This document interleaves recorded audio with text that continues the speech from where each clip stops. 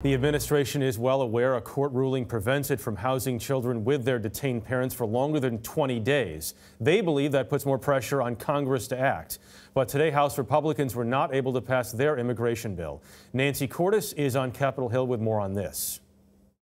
They're extremist, open-border Democrats. President Trump railed against the minority today, but it was his own party that split on a conservative immigration bill. The bill is not passed.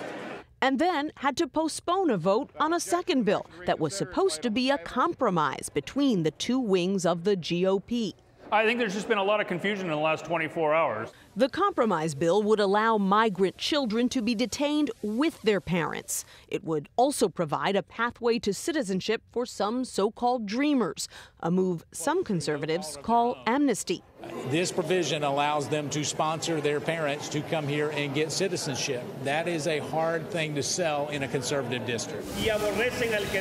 As children wrapped in Mylar blankets protested on Capitol Hill, Democrats urged the White House to roll back its zero-tolerance policy altogether and stop detaining families that cross the border. Does anybody really believe that incarcerating children with their parents is the solution? The president made it clear he is not backing down. If we took zero tolerance away, you would be overrun. But the executive order he signed yesterday is not a permanent fix to the separation problem. Court precedent prevents children from being detained with their parents for more than 3 weeks, and it can take a year or two for asylum seekers to get a hearing. How long is it humane to hold children even if they're with their parents? Well, obviously what we're trying to do is put the families at the head of the queue so that they can be adjudicated faster and have the proper facilities to house them. All right, so Nancy is just outside the House floor tonight. Where does this so-called compromise bill stand tonight?